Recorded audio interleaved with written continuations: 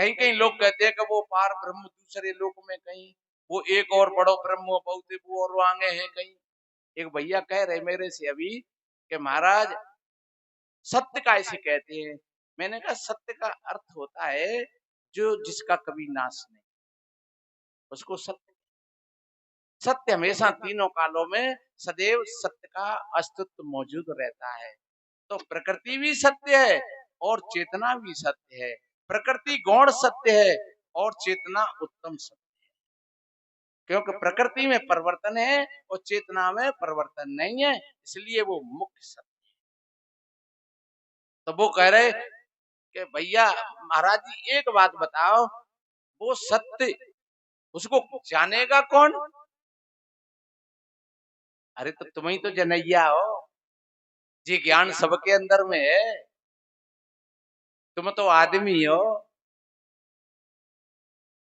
तुम नमक और शक्कर मिला करके जमीन में डाल दो चींटियों के घर पर, तो चींटी नमक नमक को छोड़ जाएगी और शक्कर शक्कर को बीन बीन करके ले जाएगी भीतर। बाकी अंदर में ज्ञान है क्या नहीं? चींटी के अंदर में ज्ञान है क्या नहीं? इसी को परख कहते हैं। आप बाजरा और कंकड़ मिला करके तुम फेंक दो तो कबूतर और सुआ बाजरे के दानों को एक एक उठा ले जाएंगे और कंकड़ों को छोड़ जाएंगे। तो ज्ञान है क्या नहीं उनके अंदर? तुम तो आदमी हो, मंडी को जाते हो तुम सड़े गले फल ले आओगे, तुम सड़ी गली सब्जी ले आओगे। तुम देख रहे हो ये ठीक नहीं है, ये आलू ठीक नहीं है, इसको उठा दो दूसरा। तो कोई तो पारक है, तो वो तुम्हारे अंदर है, उसको थोड़ा और फैलाइए, उसका और विकास करिए धीरे धीरे। जब जितना जितना तुम उसका विकास करते चले जाओगे तो धीरे धीरे और वो तुमको अपने तक ले जाएगी, वो तुमको अपने स्वरूप तक पहुंचा देगी, जिसको सत्य। तो इसलिए मेरे बहन भाइयों, सत्य हमारे भीतर में, वो सत्य आत्मा है, वो सत्य चेतन है, वो सत्य परमात्मा है। इनको शब्दों में अब कुछ भी कहें, पर कोई कहे कि वो एक वो लोक है, फिर एक दूसरो लोक और आएगो, फिर एक तीसरो लोक और आएगो। वो ब्रह्म को लोक है, फिर वो पर ब्रह्म को लोक है, फिर वो और बड़े ब्रह्म को लोक है। ये निरी कल्पना है, न तो उन्होंने देखा। सदगुरु कबीर कहते हैं बिन देखे वा दे सकी, बात कहे सो क्रूर, और आपन खारी खाते बेचत फिरे कपूर। देखोगे कैसे? जो सबको देख रहा है उसको तुम कैसे देखोगे? उसके लिए तो तुम लौट करके पहुंच जाओ अपने पास। तो मैं निवेदन किया, जब आप मंथन करोगे आपके अंदर में अमृत निकलेगा, आपके अंदर में से हाथी निकलेगा। हाथी का अर्थ क्या है? ये अहंकार ही तो हाथी है। जब ये अहंकार रूपी हाथी निकल जाएगा तो फिर तुम्हारे अंदर में एक विनम्रता का उद्भव। ये दोनों दल यही तो है, काम है, क्रोध है, लोभ है, मोह है, मद है, अहंकार है। ये सब आसुरी प्रवृत्ति का दल हो गया। और दया है, क्षमा है, संतोष है, धीरज है, शील है, विचार है, सत्य है, विवेक है, ये सब दैविक प्रवृत्ति का दल हो गया। ये दोनों दल बराबर। तो अब आप कौन से में परांगत हो? आपने अगर सदगुरु के ज्ञान को ठीक समझ लिया, सत्संग को ठीक समझ लिया, तो समझ लो कि आपकी विजय हो जाएगी। और आपने सत्संग को नहीं समझा तो फिर आप धीरे धीरे आप नरक की ओर चले जाओ। आपको ये मन की जो विषमता है वो आपको नरक में ले जाएगी, जिसको कहते हैं नहीं कुमति, कुमत सुमत। मैंने अभी कही नहीं, एक छोटी सी बात मेरे ध्यान में आई है, बताते हैं। घर में 4 लोग, सास बहू, नंद और भैया एक मास्टर। पर चारों में तनातन नहीं रहती। सास बहू में तन नहीं है, कहूँ नंद भौजाई में तन नहीं है, कहूँ बाप बेटा और मैयो में तन नहीं है। वे चारों इकट्ठे नहीं बैठ पाते। ने का बैठे हो कभी बड़बड़ा बने बची। कहीं कहीं हम देखते हैं, घर परिवार में भी देखते हैं, आश्रमों पर भी देखते हैं। यहाँ 4-6 साधु महात्मा बैठ गए हो कभी गप सड़ा के शुरू भय पे। उल्टी सूदी। चार लोग घर के बैठे हैं तो अपने में उल्टी सूदी तेने जी नहीं करो, तेने जी नहीं करो, मैं जाएगी कही ता बागी कही, वो विवाद बढ़ गया। इसको कहते हैं कुमति। चित्त में चिचड़ापन रहता है, और चित्त में चिचड़ापन हो जिस समय, उस समय पर तुमसे कोई कितनी भी बढ़िया बात कहे, लेकिन वो बात तुमको अच्छी नहीं, उसका तुम जवाब उल्टा दो। और अगर चित्त में समता है तो फिर तुमसे कोई गाली भी दे जाए तब भी तुम हंस जाओगे, मुस्कुरा जाओगे, अरे कोई बात नहीं, ये तो कहते ही रहते। तो वो चारों में बड़ा तनाव रहता। एक बार वो गए बाजार तो एक कुर्ता पाजामा बनवा करके लाए अपने लिए, और होनहार की बात है वो पाजामा 4 अंगुल नीचा रह गया। जब पहन करके देखा तो पाजामा 4 अंगुल नीचा था। सोचा कि चलो मशीन तो रखी है घर में, माता जी से कह देंगे तो वो ठीक कर देंगे, पत्नी भी चला लेती है मशीन तो वो भी कर देंगे ठीक, बहन जी कर दे, कोई ना कोई कर ही देगा। सवेरा ही हुआ और माता जी के पास पहुंचे पाजामा को लेकर के। माता जी ये मेरा पाजामा है 4 अंगुल नीचा हो गया है, 4 अंगुल काट करके जोड़ करके और इसको रख देना। तो वे एकदम झुंझलाए, पर एक बात बता रही, मुझ पे ठेका है तेरा, तू अपनी पत्नी से क्यों नहीं कहता है? वो क्या कागज पलटेगी, वो क्या करेगी? कोई भी काम हो लेकर के मेरे पास आ जाता है, मेरे बस की बात नहीं है। तो माता जी ने फेंक दिया उसको पाजामा। फिर पाजामा को लेकर के पत्नी के पास पहुंचे, बोले देवी जी ये 4 अंगुल पाजामा नीचा हो गया है, इसको 4 अंगुल काट करके जोड़ करके रख देना। देवी जी बोली एक बात बताओ, जा घर में मैं ही रोटी खाती हूँ? वो डुकरिया तो नहीं कह दे, बुढ़े काम है, तेरे काम नहीं कर पाएगी का? वो अपनी बहन पे करवा लो, अपनी बहन पे कह दे। कोई भी काम हुआ और मेरे पास आ जाते हैं, मेरे पर नहीं होता है।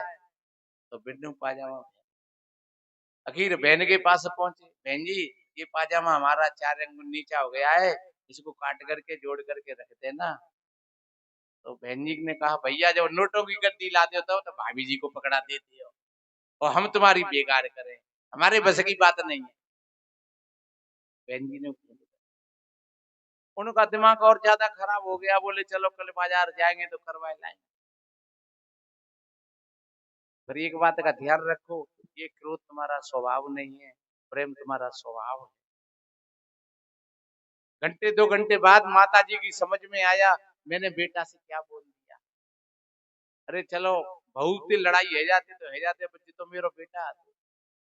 अरे जियनो तो नो सियनो, चलो कोई बात नहीं करें देते। माता जी ने उठाया और 4 अंगुल काट करके और सी करके और उसी कुटी पर रख दिया। फिर कुछ देर बाद बहू की समझ में आई, ने सोची का खीरा मेरा आदमी है और मुझे तो करना ही करना, टुकरिया मरेगी 4 दिन में और लड़की अपने घर जाएगी, मुझे तो करना ही करना। तो वे छोटी से 4 अंगुल बिन्ने काट दे, काट के सीखे और वही कुटी पर रख दे। फिर बहन जी ने सोची खीरा मेरा भैया है, भाभी ते ना बनती तो बाड़ा में जानती।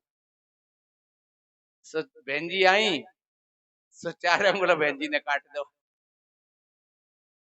काट के सीखे वही रख दिया। सवेरा ही हुआ, बुढ़िया ने कहा बेटा देख ली तेने अपनी बहू की और अपनी बहन की, तेरी बहन ने तेरा काम नहीं किया, तेरी पत्नी ने तेरा काम नहीं किया, तेरा काम किया तो फिर मैंने किया।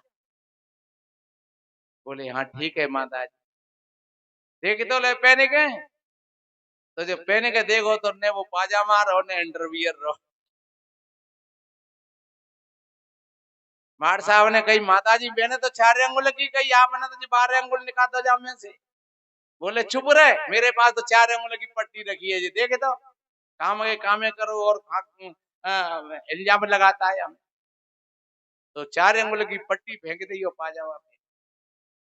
फिर पहुंचे पत्नी के पास तो बेहू बोली पड़ी पहले, देख ली तुमने अपनी मैयों की और बहनी की, मैंने ही तो करो ते काम। तो पनवेश्वरी मैंने तो 4 अंगुल की कही जामे थे तो 8 अंगुल चलो। तो क्या मुझे नहीं पता है, मैंने तो 4 अंगुल काटा आज रखी है पट्टी। फिर बहन जी के पास पहुंचे तो बहन जी ने कही भैया तुम्हारा पाजामा ठीक हो गया? बोले ठीक है पनवेश्वरी, बढ़िया है, अच्छी बात।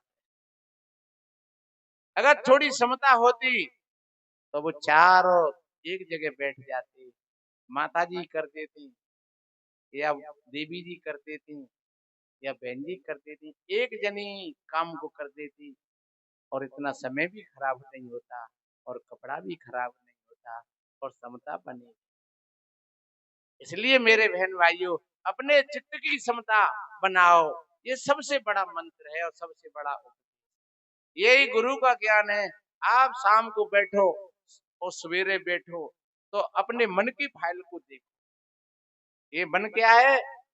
तोरा मन दर्पण कहलाए, तोरा मन दर्पण कहलाए, भले बुरे सारे कर्मों को, भले बुरे सारे कर्मों को देखे और दिखाए, तोरा मन दर्पण कहलाए, तोरा मन दर्पण कहलाए, तोरा मन दर्पण हो। मन ही देवता मन ही ईश्वर, मन से पढ़ने को, मन ही देवता मन ही ईश्वर, मन से पढ़ने को।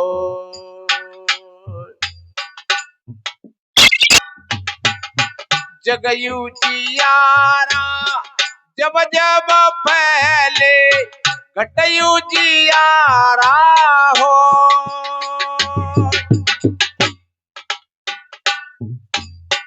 जगयू जियारा जब जब फैले, मनयू जियारा हो।